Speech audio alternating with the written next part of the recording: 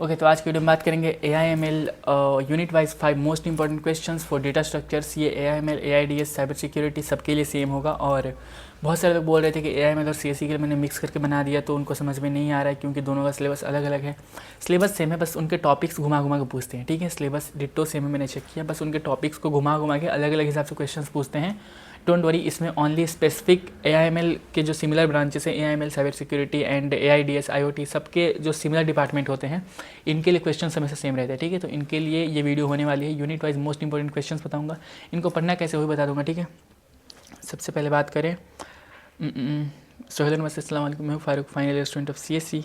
And चलिए शुरू करते हैं without wasting any time. Unit 1 की बात करें जिसमें सबसे पहला है इंट्रोडक्शन ADT लिंकेड लिस्ट, जिसमें सबसे पहले क्या करना है कि लिंकेड लिस्ट को पूरा पढ़ जाना है। लिंकेड लिस्ट क्या होता है, singly linked list, doubly linked list, then circular linked list, representation of linked list, applications, real life use, points and abstract data type.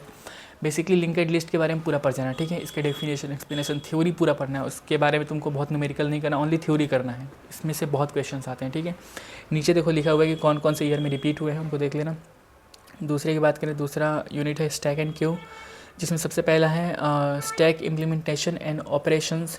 दूसरा पॉइंट है infix to postfix conversion.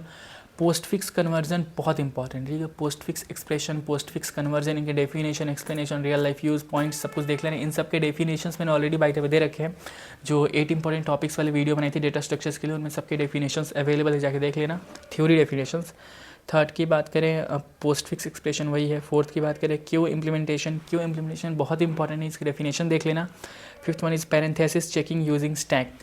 Stack क्या होता है, stack के कैसे forms होते हैं, stack के कितने टाइप्स होते हैं, सबके देख लेना। ठीक है, उसको यूनिट 3 की बात करें, यूनिट 3 है ट्रीज़। ट्रीज़ में binary tree, AVL tree, binary tree और AVL ट्री के बीच में डेफिनेशन, दोनों के बीच में डिफरेंस, दोनों के बीच में relation, and binary tree and AVL tree दोनों को बनाना सीख लेना है। दोनों बहुत ईजी हैं, कोई बहुत लेंदी चीज़ नहीं है, बहुत ईजिली सीख सकते हो।